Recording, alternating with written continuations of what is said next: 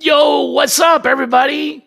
You are live on Shally's Alley, and this is my final episode of 2024. You thought I was going to say of forever, right? No, just of the year, because next week is December 27th, and it's right between Christmas and New Year's. And y'all, I need a break. Like, seriously, this has been one of those years that I shall go down in the history books as erased from my memory completely. It fucking sucked. Okay, 2024 was just bad in so many ways. At my age, things get a little tricky. But when you almost die twice in 1 year, you know it's a bad year. So anyway, here I am. Survived cancer, rang the bell, and then a week later, one of the creepy side effects from cancer treatment. By the way, I had none of the really bad ones, but then all of a sudden I'm done with the treatment, and one of the creepy ones kicks in and sends me to the hospital for 4 days in the ICU. So there you go. You never take shit for granted, right? Sure does give you a lot of perspective. Oh, look, Chrissy Wilson says hi. Hey, Chrissy. Woohoo! All right.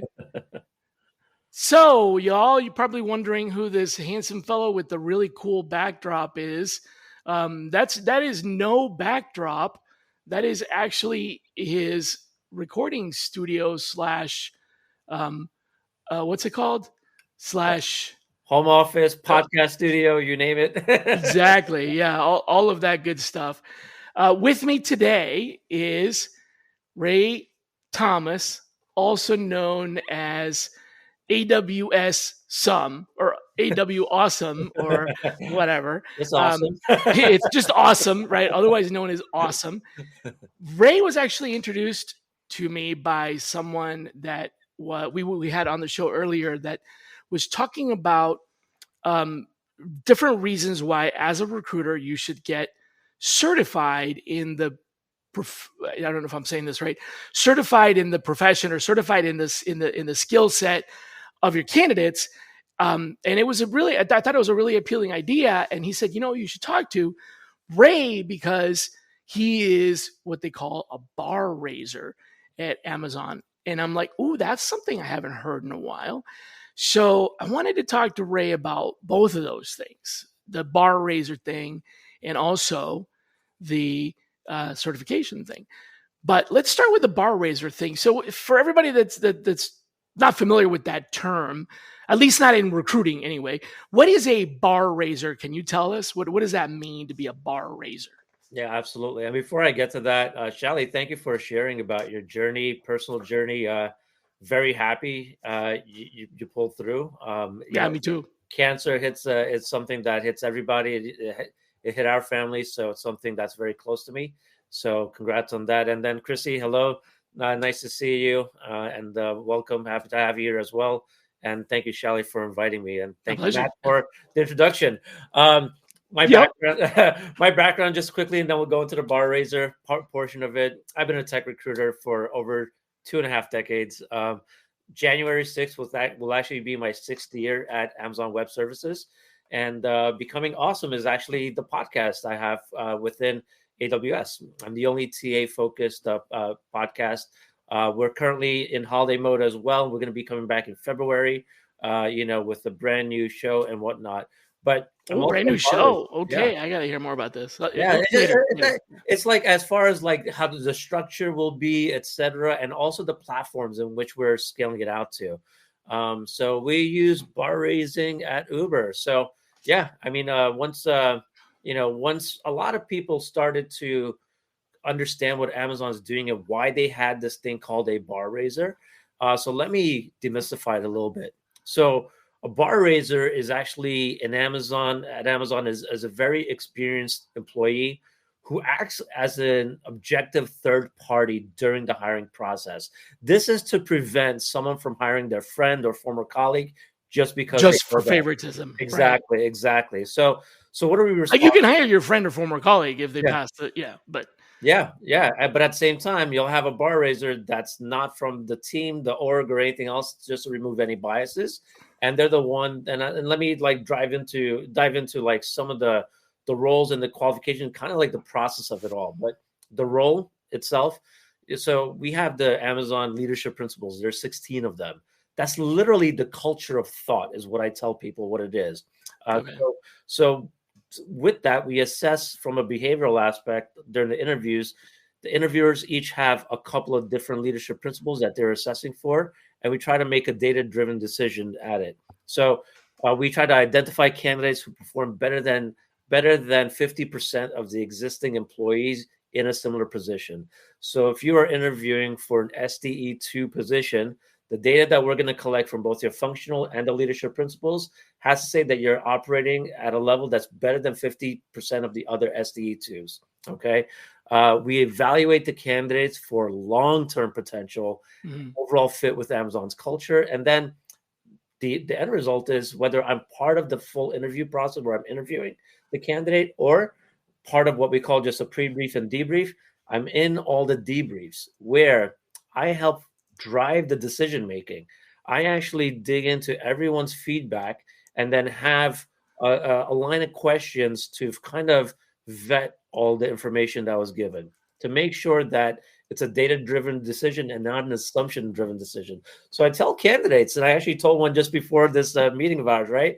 I was actually preparing them. I say, I'm the one that's going to make sure that there are no biases, that we're not making an assumption, just It's because. like an independent reviewer, like an Exactly. And I want to make unbiased, sure. impartial reviewer of Yeah. the process. Yeah. Okay. I want to make sure that everything is data. So just because make believe the interviewer didn't ask for a specific question and therefore we don't have that data, we shouldn't. So here's where I come in and say, well, we're not going to assume the negative because we didn't get that information. We have to assume the positive and we have to move forward. We shouldn't ding the candidate because maybe they had that data. Maybe we didn't ask it. So again, it's a matter of trying to be very objective as a whole and make it fair, right? So again, how do you even become a bar raiser? You have to be nominated by your manager and peers and another bar raiser in order to say that person should be nominated to become one. And then you actually go through the whole shadow program where I shadow as a bar raiser in training other bar raisers. I would first listen in, walk through the whole process with them, and then what you call it, eventually start to lead the interviews myself in the program. And then there's a whole written summarization about the quality of my performance from each individual bar raiser that was shadowing me. And then it gets reviewed by the core team to say yes to this person or no. So it's actually very time consuming. It's very, data driven, even from evaluating me. So that's where it's at. So again, we're holding Amazon's hiring bar. That's why we are the leader in what we do, is because we hire people that are better than us, right? So to help drive that, and then it continues to make sure that the candidate has a incredible journey, regardless of what the outcome is. It was a very fair process. So Right.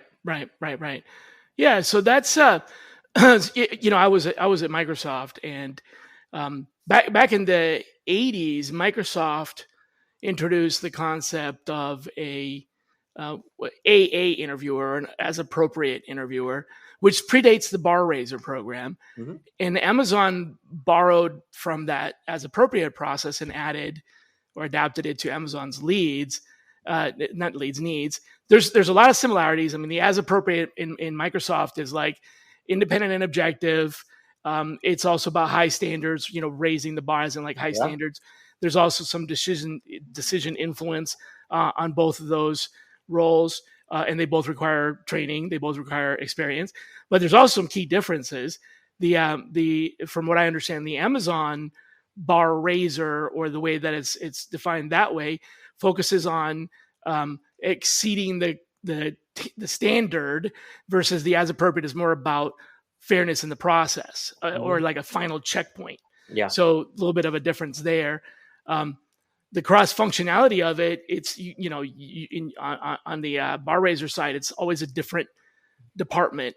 But I believe at Amazon, at Microsoft, sometimes they had people that might have even been in the same organization. So there could be a verdict, like your boss's boss's boss or something like that. Yeah. Yeah. So there were some differences and some similarities in it, and Amazon basically, made this more about like the raising the bar is kind of the key, right? Focusing on the hiring above standard and raising the standard for everyone, in addition to the other aspects of fairness and everything else. Yeah. But I think, is there like in the bar raiser, is there a veto? Like, can the bar raiser say no, Yeah. or just express opinion? Yeah, so we can say You no, can say and no. it's Okay. a very rare, but the veto, like I've been one for a few years. I never vetoed anything because By the time you get involved, there's been yeah, lots the of people. whole because we're part of the process from the very beginning to the end, right? You already have if you have a team of recruiters that partner well with the hiring managers, you're Mm. having the right people in the process in the first place. That candidate move forward for the right reasons to that final stage, which is only then when the bar raiser comes in to make sure you now have the panel of interviewers, you have the right people that are tenured enough to assess the candidate properly for what they're aligned to assess, right? So, for example, if it was someone on the tech side, right? Why would I have if we're interviewing a software development engineer? Why would we have someone on sales aligned to a tech competency to that person? Right. They don't know Yeah. what they're doing. They It don't know doesn't what to ask for, doesn't right? make And any they'll throw this, sense. Right. and it's a horrible experience altogether, right? But Right. and then make believe you do have again, say it's all SDEs, right? But then some people might be stronger on the front end versus the back end. Mm. You want to make sure that if we're hiring for back end engineers, right? You want to make sure you have back end engineers on that versus front end, regardless of their title. You have to vet all this stuff so they can actually take a look at the right things when assessing for system design, or if we're looking at their code, whether it's logical, maintainable, or data structure and algorithms, or the problem solving. Everyone's aligned, the expectations aligned. There's a rubric that they follow. So it's very data driven from every angle. And my job is to make sure right people, right tenure, right questions asked, right data collected, and then have an open conversation. Say, given everything we just heard, is this person better? Are they going to be successful long term? Have you ever wondered what really makes a generation tick? Who gets to pick the name? And why the slang keeps changing? Don't worry, I can help. My name's Dr. Megan Grace. On hashtag Gen Z, I share the voices and experiences of Generation Z, how they're different from other generations, what moves them, and why they do what they do. In each episode, we go beyond the buzzwords and the stereotypes to dive into real conversations and the insights that matter to making intergenerational collaboration a reality. You can catch hashtag Gen Z on the Work to Find podcast network and wherever you listen to podcasts. What if I told you that your boss skydives, Tim in marketing is a magician, and Sam in accounting does sums in his head while standing on his hands? Seeing sides of the people you work with but never see, sides that inform and inspire their work and that can inspire yours, is what The Talent Show is all about. Email me, Tom Alexander, host of The Talent Show, at talentshow@backboneinc.com, and show us what you got. I look forward to seeing you on The Talent Show. And you're assigned to a particular, like, I don't know, one or multiple particular, you call them leader. I'm sorry, you mentioned leadership. Yeah, so you're assigned to, like, this is what you're measuring, right? They're not coming to you and saying, hey, what do you think about their development skills? Right? I actually am based on the data that they collected. So I'm someone that knows every one of them well. But right? You're assigned a vertical. Yeah. So the way it works is you normally have, the interviewers, they have the functional competencies as far as half of it, they could be doing the coding stuff. Then you would have a couple of leadership principles that each one will be assigned to. Each one will be assigned to a couple of leadership principles. So if I'm part of the interview myself, I'm also going to have leadership principles. One of those. So then I make my vote. I put in my vote, and then I'm not seeing anyone else's vote until I enter my own. So this way there's no biases injected, nothing. So it's a very fair process. So I'm only evaluating based on these leadership principles, would I think they'd be successful? My final vote can change based on reading everyone else's feedback as they come through. But later on, but later on, because you can have a conversation and change your mind. Absolutely, Right, absolutely. but you should have your unbiased, or I don't know if unbiased. There's always some kind of bias, but you should have your opinion uninfluenced by other people's opinions. So get this funny anecdote. This happened at an organization that I was advising and supporting with a big, let's just say, redesign of the workflows. And we accidentally found out that the hiring managers were, what is the right way to say it? The hiring managers were circumventing the built-in regulatory or policies by what you were talking about. You're supposed to put your review in before you read anybody else's. Well, there are some hiring managers that were actually getting around that, because in order to see someone else's comments, you have to submit your comments.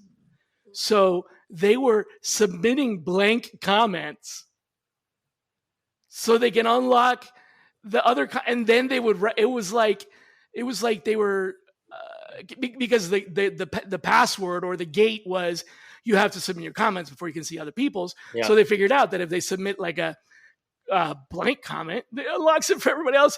And we were like, oh my God. And so they were actually, and the reason we found this out was because we noticed some hiring managers canceling their interviews minutes before the interview as a pattern. Like, hey, Jenny, we noticed that the last 3 interviews you canceled were like right before the interview.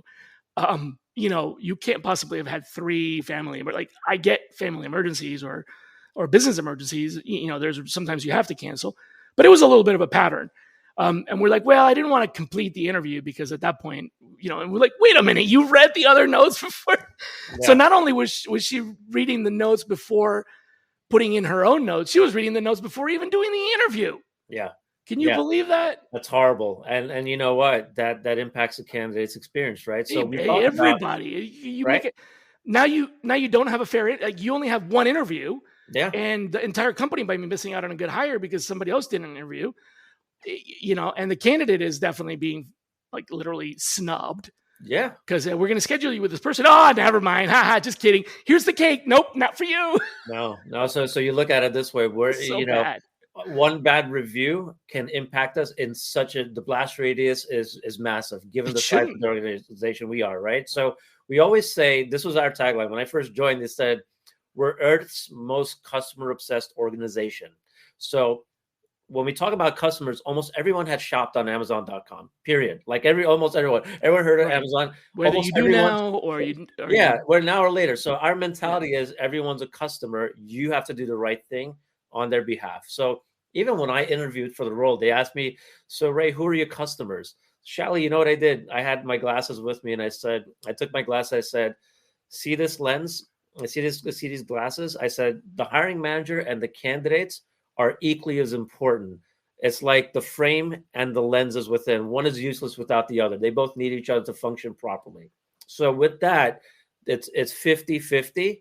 So if that hiring manager did that, it would have such a poor candidate experience. All it takes is no frames. Tell their group of friends, say, oh, this interview, this is what happened, blah, blah. And guess what happens? That person that could be a great hire for us, that a prospect that we're trying to get, says, you know what, I'm not going to respond to that recruiter anymore. It's done. It's good. Yeah. And all of a sudden, you can't unwind reputation, that you can't put the toothpaste back in the tube. I'm looking at Chrissy's comments and I love how engaged she is, so again, great way to eliminate bias. Absolutely. The reason why we have the practices is fantastic. And also glad you ordered something today. My wife orders a lot, so do I. I'm a shopaholic, so I'm kind of used to getting a bunch of packages all the time. So I've actually met some folks that have admitted that they'll go to a store physically and like find the thing they want and then order it on Amazon. Yeah. Or you compare the prices right there. Yeah, or you just compare the prices, depending on how Right. you Price need dropping. it. Fine, I'll pay $1 extra because I can get it right there, or I ordered it, I save $5, or something like that. So I've done it. Totally guilty It's of it. addictive, definitely. I mean, it's like definitely addictive, especially when you get it right away. I mean, but anyway, so this whole bar raiser thing is it sounds like a lot of work. It sounds like something you might, if your organization does this, you might want to aspire to, get in a position where you can be a bar raiser. It sounds like it does a lot of removing bias, or removing bad bias, because the Yeah. word bias is biased. Um, Bias can be good. Bias is what keeps us alive. Bias is why we don't get eaten by lions. But Right. so there's good bias, like, oh my god, this is going to kill me, I should probably run. That's Right. bias. It's But wisdom. what are the risks? And I'm not saying air any dirty laundry, but like, what, if not implemented correctly, what are some of the downsides or risks of a bar raising program within the recruitment workflow, So you have to have potentially? it. I think when you look at risk versus reward, obviously, like I said, there's a reason why we have been ahead of the competition in certain aspects of technology because of the bar we keep and how we hire and the Sure, diligence, yeah, but like right? let's not But just now, tell somebody, "Hey, go do this," and then they do it the wrong way. So what are the but there you go. pitfalls you could fall into if you don't do it right? So here's the thing. You mentioned biases, right? Some Mhm. people could be so, so focused on their work that they sometimes end up having a bias of like how it should be. Like myself as a recruiter, right? I've been a bar raiser for interviewers that are interviewing, right? For recruiters that are interviewing, right? Yeah, right. So I'd have my own bias. What makes a great recruiter, et cetera, et cetera.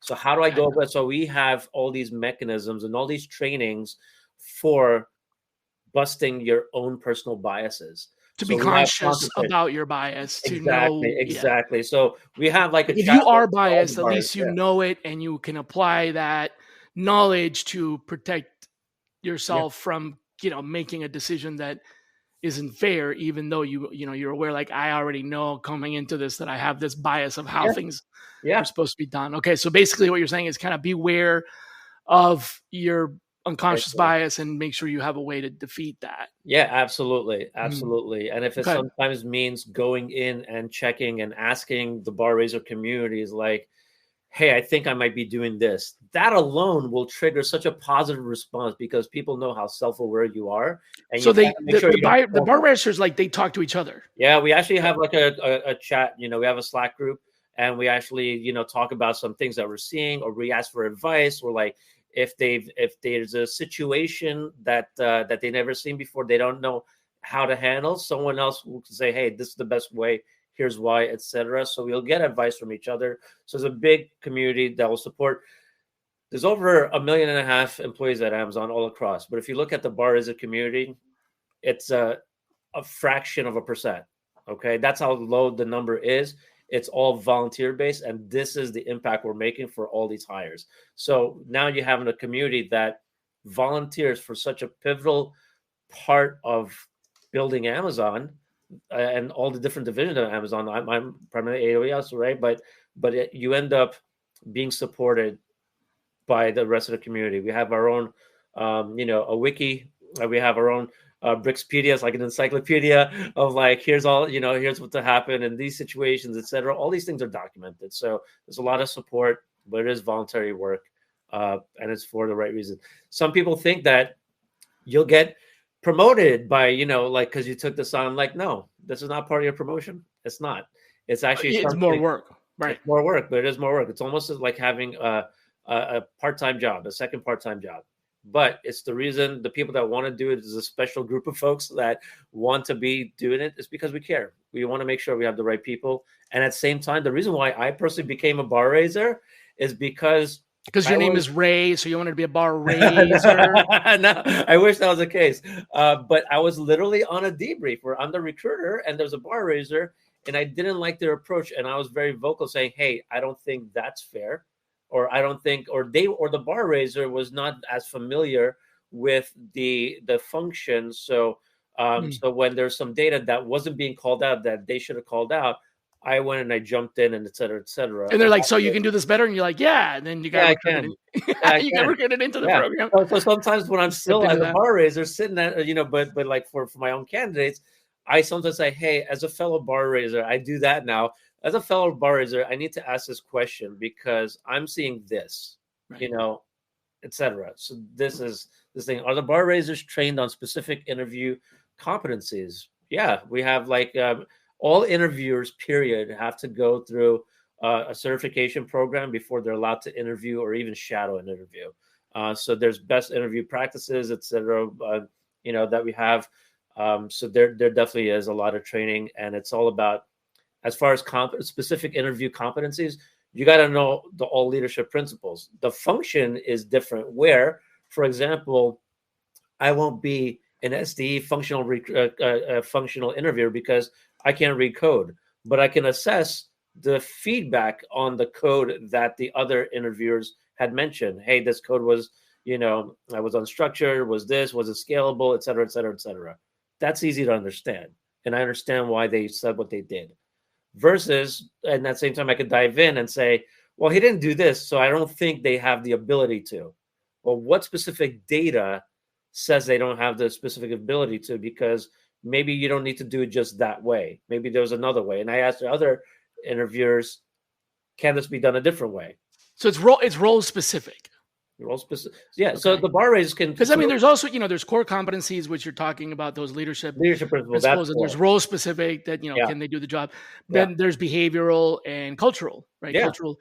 So, and I guess also performance or achievement focus as well. Yeah. So those I could be talking to someone on a function I never heard of before. Like actually one of the bar raisers, they were doing something about animation, right? And specific character animation. Like, I've never seen this. I don't know what the bar looks like for this. Therefore, as a bar raiser, they actually go and take a look at all the documentation around how to analyze what is a good, what you call animation expert, and what's core. Gotcha. Okay. So you got to learn about it, then go to the interview, then use that to help calibrate everyone and yourself with your feedback and say yes or no to that candidate.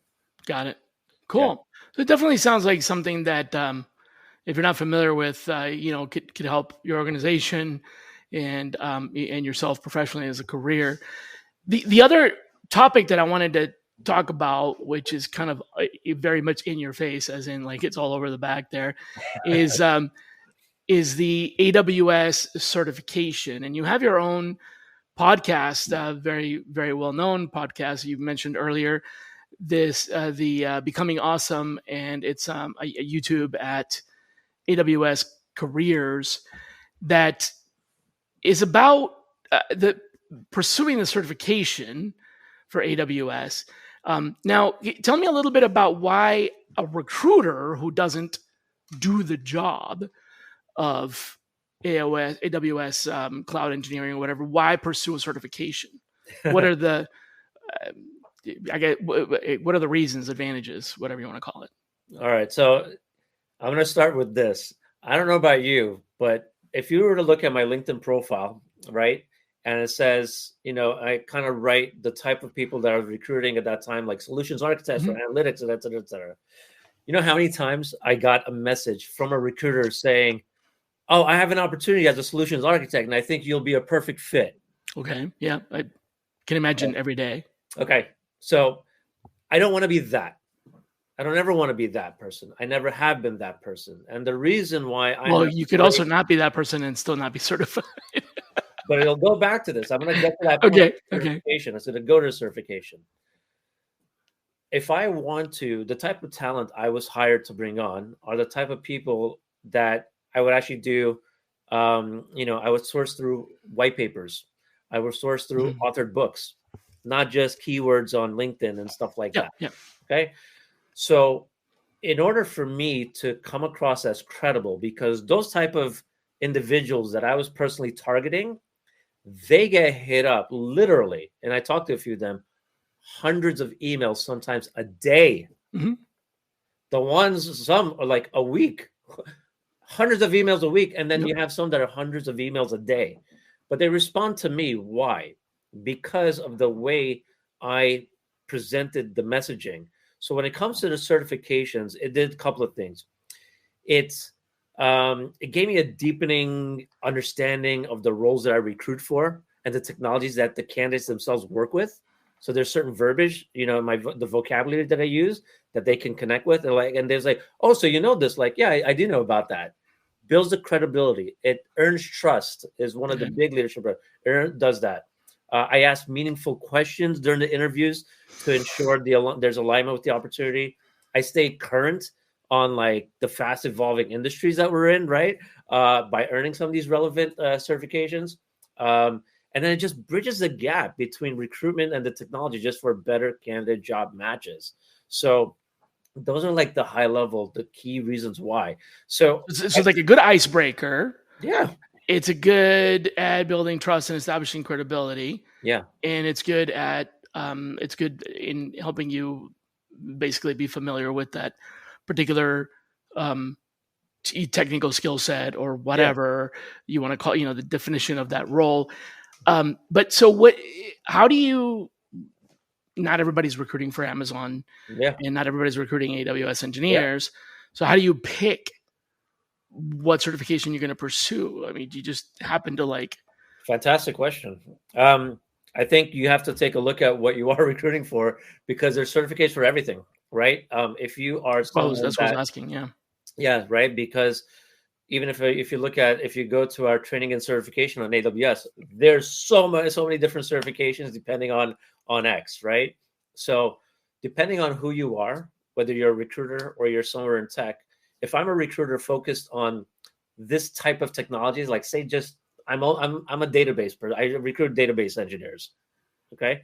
I could be working for a startup. I could be working for an agency but I'm known for database engineers. Whatever your thing is, I would actually go and just do take a high level certification course, because it, again, brings some credibility. And then at the same time, your messaging will change. Your communication with that candidate will change. For example, that candidate may be talking to 5 recruiters, right? Maybe more. But if you're talking to them at a deeper technical level and not just a recruiter trying to pitch a role and my job's the best type, you get rid of that. I don't sell my roles. I never sell the opportunity. I talk about what it is, but I really try to align what they love doing and say, you know what, that's actually that. This is where you could apply that, versus saying this is the best team ever. Once I'm able to dive at a technical level with them, because engineers, for example, they're tech-minded. They're like, they geek out over certain things. And if you can speak their language, great. So if you are recruiting in sales and the salespeople that you're trying to recruit for are in, say, retail, right? Retail folks, look at fashion, look at this. Take a look at those, their certifications on a lot of things in that world, in the retail world. So imagine and if there's not a certification, say there's a blog that's always talking about the current trends in the fashion world. You're on top of that. Say there's a newsletter, but there's no certification. You think of that as your certification. A daily thing saying this is what just happened in Paris. This is what just got launched here. This is what got launched there. And you're able to talk about not just past, but then immediate trends, immediate things that are happening right now. You become credible. You're the one that they'll actually listen to more when it comes down to, say, the closing. Hey, everybody. I'm Lori Rudiman. What are you doing? Working? Nah, you're listening to a podcast about work, and that barely counts. So while you're at it, check out my show, Punk Rock HR, now on the Work Defined Network. We chat with smart people about work, power, politics, and money. Are we succeeding? Are we fixing work? Probably not. Work still sucks, but tune in for some fun, a little nonsense, and a fresh take on how to fix work once and for all. Hey, this is Brent Skinner, host of Small Talk Window here at the Work Defined Podcasting Network. Have you ever wanted a short podcast to listen to during a coffee break of your workday? You've come to the right place. My guests dispense with the small talk as quickly as possible and settle into a meaningful conversation around the world of work. So certification or not, it's about this subject matter. specificity. Yeah. Like, because I mean, I was going to use this as an example. Like, I built a team that was recruiting for software engineers. Big surprise. Not like I haven't done that before. Google, Microsoft, Cisco. But this was a startup, and there was a little bit of, well, it was challenging to attract talent when you're a lesser known company, and these people are they're being recruited by you and by Google and by Facebook and by Netflix, and you're like the tiny little brain that nobody knows anything about. So it gets a little more difficult. And there was also a lot of confusion around what the product actually was. So it gets the waters get a little muddy, right? So I was like, you know what we need to do? We need to make sure that the people that are on the front lines that are talking to these candidates can actually talk to the candidates, not interview or screen, but actually talk to them. Yeah. So it was a requirement on my team. It was a requirement that the people that worked for me actually knew how to read code. They didn't have to program code. I wasn't asking them to write a program that was going to be sold commercially or used in a production environment, but they needed to be able to read be able to understand how to open a Git repo and read segments of code and try to interpret and understand that. And that became a huge advantage when we were talking to candidates that were having competitive offers, because they were this was not by design, but they were much more comfortable talking to us about the opportunity. They would stay on the phone longer and eventually hear the pitch. Not that we were selling, like you said, we were listening to what they had to say and we were understanding, but they stayed on the phone long enough compared to, prior to that, it was like, what's the salary? Like literally just right off the bat. Sure. Yeah, I'm interested. What's the salary? What's the job? This, and it's like, do you even want to know what the job is? And the reason they went to that is because they just didn't feel like you would be able to understand what they were saying. So they wanted to jump right to the thing that they could use to say no. So we ended up figuring out that it was a lot easier to have these conversations. Now, there's not necessarily a certification for programming. You can go get a computer science degree, but a lot of the people we were interviewing didn't have computer science degrees, and yet they were software engineers. So it wasn't, so it's not so much about the certification. It was about being able to be in the environment that they're in and have a conversation about that environment. And believe it or not, what I discovered, and this might be some of the secret sauce for you as well, so tell me if I'm right about this or not, is literally knowing what to ask. Because being able to read the code doesn't not mean we were interpreting the code for quality. Yeah. We weren't like reading their code and going, you made a mistake here. This should be this function. No, it was because we understood how to ask the questions and what to ask about and to get them talking. And then we took good notes and we presented that information to the hiring manager. So we transitioned from the hiring manager essentially looking at a resume saying, yeah, to actually listening to us, looking at our notes, and deciding to interview someone without even looking at the resume. Yeah. So because we were literally checking the boxes that the hiring manager would have looked at, and we were having this conversation with that candidate, and they were telling us about their experience during this call where they would have otherwise, quite frankly, lost their patience and not answered these questions because they feel like you don't know what you're talking about. Yeah. So I'm so glad you brought this up, because I'm actually going to tell you a funny story. And for the first 20 years, I was working in the startup. I was working on the agency side, primarily for startups. So I wasn't recruiting for the Googles, or I wasn't part of Amazon or anything like that. So, and early stage startups, no one ever heard of, new technology. So imagine how hard it was, right? But now coming back to, how do I approach these people? How do I gain their interest? How do I get this person to respond to me when there's 100 people sending them messages right now? I always demonstrated learn to be curious. What I did was, which is one of our key leadership principles, one thing that I always did is every week on Monday, I would go and take a look at Angel's List or anywhere else to see what new startup just came out, with technology that could probably give us an advantage in the recruiting world for any aspect of our job, whether it's to write better messaging, whether it's how to source and write the Boolean or the X-ray searches a certain way to get to identify more talent, right? That's already not in our databases, whatever. There was a product at that time that was ahead of its time called Guild. And what Guild did I was, remember that, yeah. so Guild, which was fantastic, did a couple of things.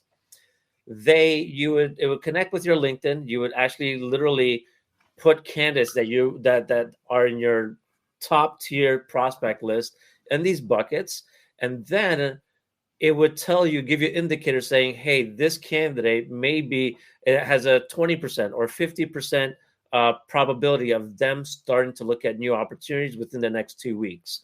How did it know that? It would monitor their profile and notice that this candidate would change their profile picture. They tweak their title. They start adding some keywords and new skills. Yeah. Things that we all do. It's like if you're about to sell your house, you're going to tidy up the place and put fresh paint, right? And all that stuff. It knew that was happening and it would alert me. So then the second part before I reach out is what you brought up with since I can't read code either, it would actually go into their GitHub and actually see, all right, the last 10 projects, all I had to do is put the cursor over the mouse over the project and say 90% in Python, 10% this, boom, boom, boom. That's all the information I needed to write a message saying, I just came across your GitHub. It looks like out of the last 10 projects, 8 of them were written in Python primarily. Over 90% of your code is written in that. I would love to learn more about you and your passions because I have a customer that is very interested in your type of background for that specific function, but needs someone that loves writing in Python. Would you be interested in having a quick conversation? That's it. I don't talk about salary. I don't talk about nothing. That's all it took. And the response rate shot through the roof. Okay. So it wasn't an Amazon. I wasn't an Amazon. I was one of the million people that were trying to reach out, but because that was more thoughtful to them, they responded to me. Guess what?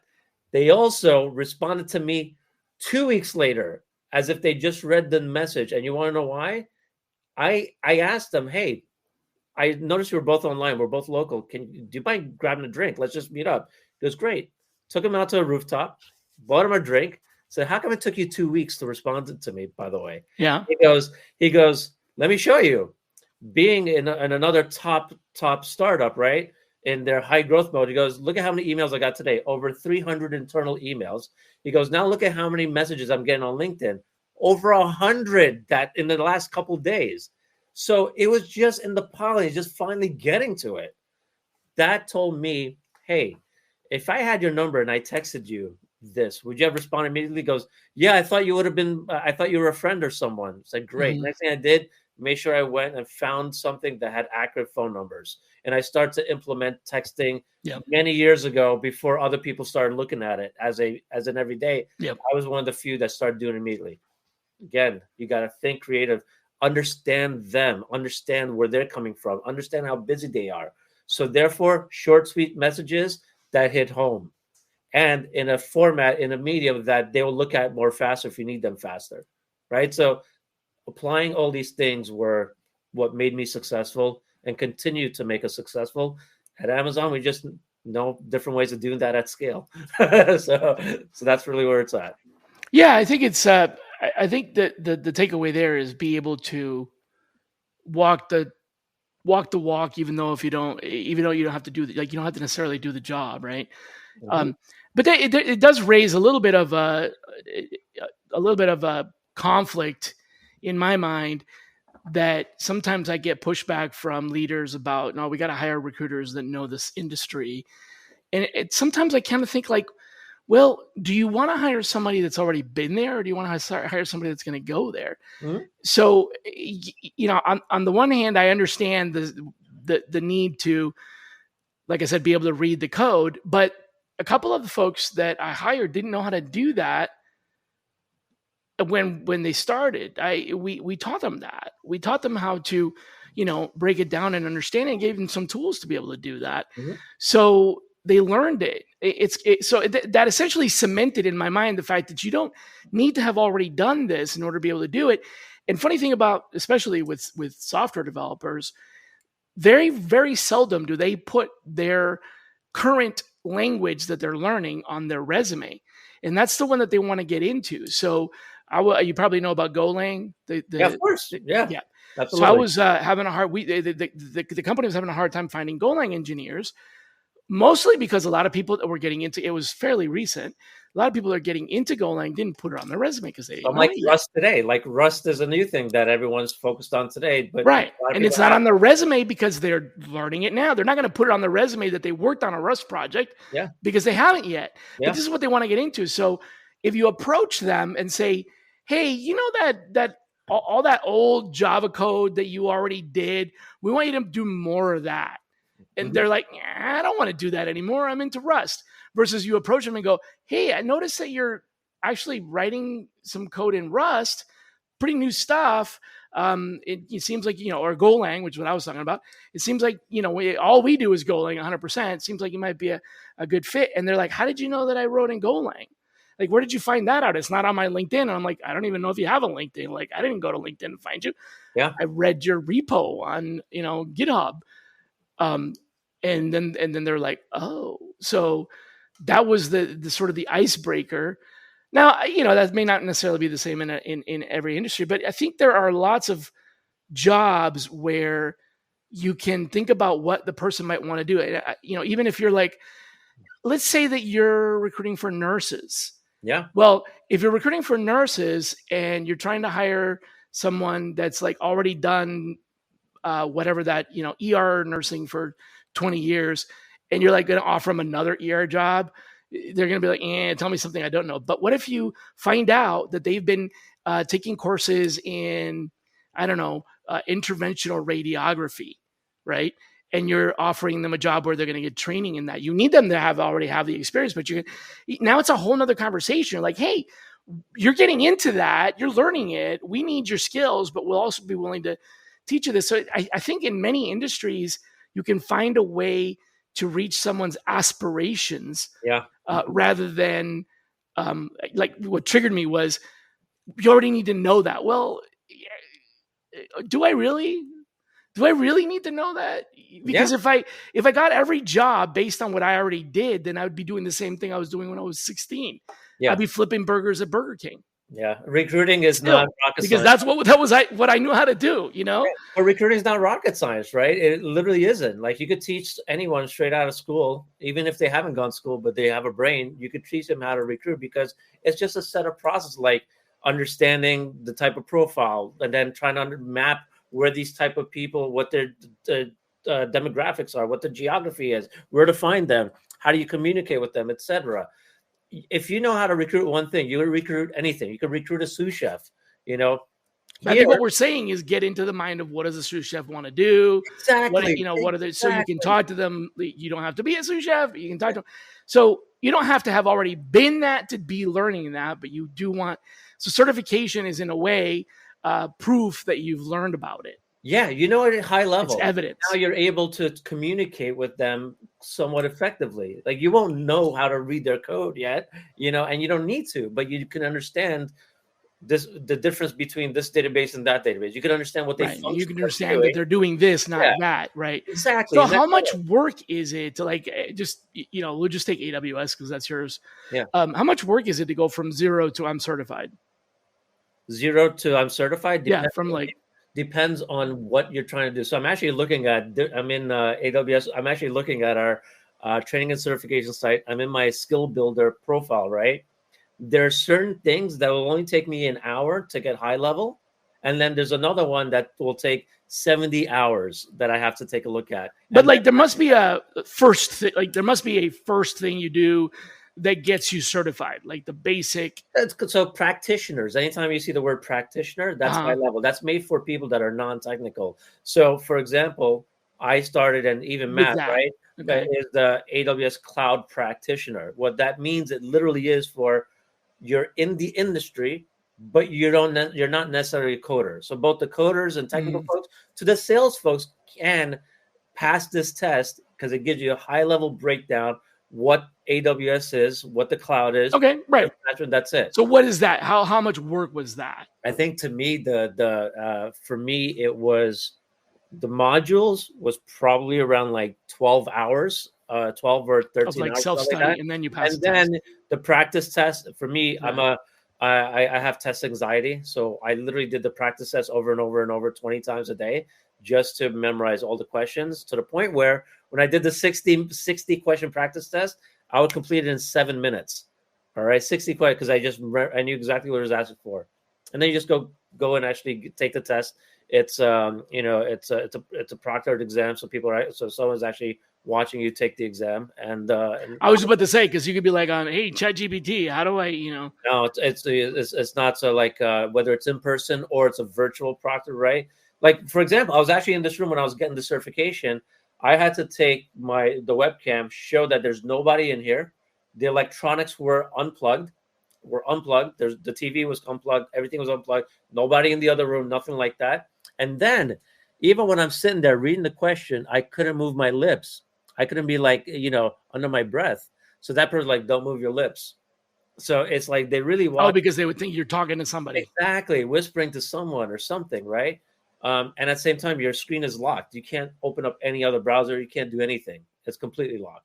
This is a software, I'm assuming, that does this. Yeah, this from Pearson. Right. So Pearson View was the one that I went through. Right. So you can't be like, no, nothing. No, they watch every single thing. But at the same time, I did it fast because I studied for it. I just did the practice exams over and over. Right, so it's a bit of an investment. So it's. But it's a long-term investment. But look at that investment. Yeah, I was just thinking about how much the investment. So it's about 20 hours total to get something like that. Which we talked about this before the show, right? You look at like even investing in this and myself and building the podcast and then gathering the data to show that it's actually something of real value, right? I invested in my long-term. I invested in my long-term growth. I invested in a skill I never had before. I was never a podcaster before. I had to get speaker certified. Someone that has major imposter syndrome and grew up with a major speech impediment, which is why I speak a little slower right now, so I don't mumble my thoughts as much as I used to and stutter like crazy. Here I am. Amazon gave me the full freedom to fail if I did, and at the same time they give you all the support so you don't fail. Trust it to be speaker certified. Trust it to have the only TA, live stream for them. And I did this, and then when you look at the layoffs and everything that happened in the tech world across everyone, I tell everyone, I said, strip recruiting out of the equation. We could teach anyone to be a recruiter. What are your superpowers? What else are you known for? What are you visible for?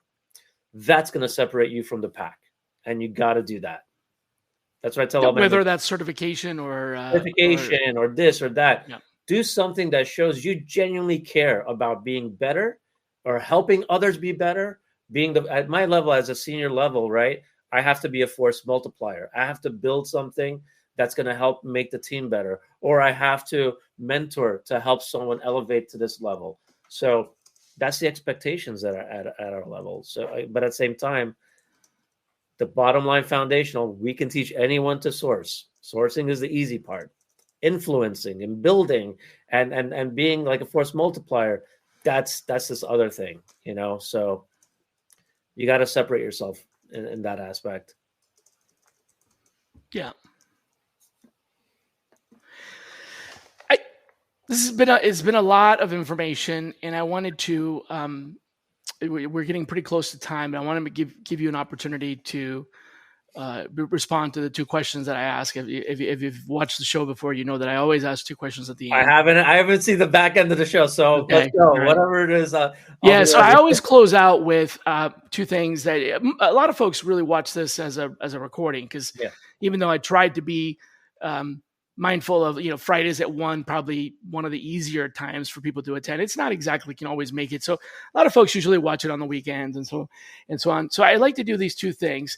First of all, my first question would be, which is how I got in touch with you, who should be our next guest? Oh, That's a great question. I wish I knew. I wish I thought about this. And that's I want to put you on the spot because I want you to think right off the top of your head, who's somebody you want to see on the show. That doesn't mean they're going to accept the invitation, but I'd like to invite them. So who do you think I should invite? I would love Jenna. I would love Jenna to do this. Jenna Lass. She's actually my co-host on from Becoming Awesome, but she's the principal level here. She's someone that when I first joined, I was like, I want to become like Jenna. That's generally the person when I first joined Amazon. Once I started to see the team, like, I want to learn from her. And then it took years until I had the courage and the idea to say, what do you think about this? And they're like, yeah, let's do that. That's big.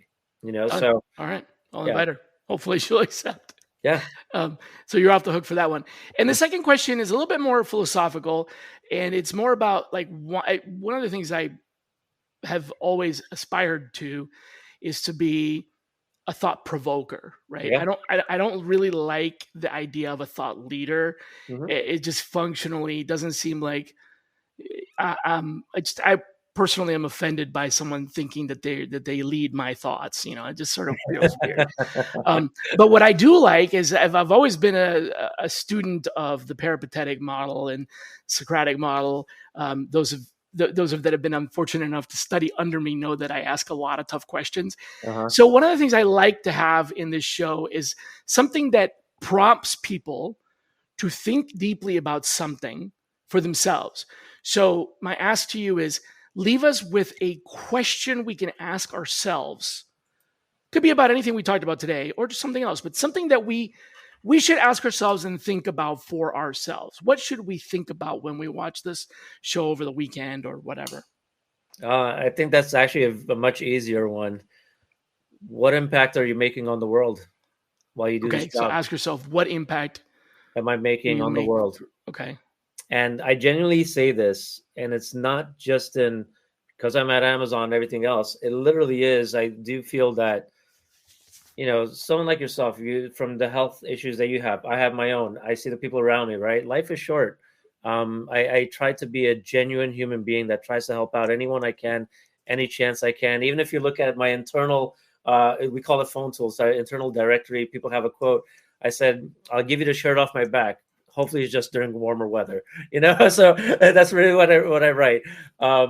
And the reason why I'm still here at Amazon is because I have a daughter that has a rare vision loss disease, right? She had rare retinal disease where she's losing her vision, and it's going to continue going that way with initially no cure. But the technology that we're recently building is helping these companies find cures. We now have new tools that are now we're now in the world of what's possible, right? Hey, what if we try this? What if we try that? So the impact I'm trying to make is trying to find the smartest people in the world that's going to help make the world a better place. That's going to it's either going to help save lives or help improve lives. That's why I do what I do. And that's why I'm doing it here. And that's literally what I want to leave with. Hey, everybody. Got a quick question for you. Is your job easy, stress-free, and full of rainbows and sunshine every single day? Yeah, I'd say that's a big fat no. Hi, I'm David Noe, host of Speakeasy HR, presented by Payroll Partners, and proud to be part of the Work Defined community. Take a step down into my Speakeasy live on LinkedIn and YouTube, where we tackle HR and business challenges through raw, uncut, unfiltered conversations. This is HR like you've never heard it before. Bold, real, and full of practical takeaways. Real guests, bold insights, authentic conversations that drive change. Catch every episode on demand through your favorite podcast platform or all the content at speakeasyhr.com. Looking for the inside scoop on payroll? Whether you're a payroll pro or just curious about your paycheck, we've got two podcasts you cannot miss. It's About Payroll delivers the latest trends for payroll pros, and It's About Your Paycheck is here for employees, breaking down pay and rights in simple terms. Two great shows, two great hosts, and endless insights to keep you informed and empowered. Subscribe now and elevate your payroll knowledge. Brought to you by Work Defined, where payroll meets people. I like that. I think I want to be a little bit more generous to some folks that may have a hard time with thinking at that in that way, and say, how are you making other people's lives better? How are you improving other people's lives? It doesn't have to be other people. It could be one person. Yeah. I mean, if you make one person's life better, that's an impact already. Now, start with that. Right? You don't have to come up with the cure for world hunger. Should we all be so lucky to be Bill Gates and have all the money in the world, or whatever? But really, if you can think of a way that you are improving someone else's life, is someone else's, period.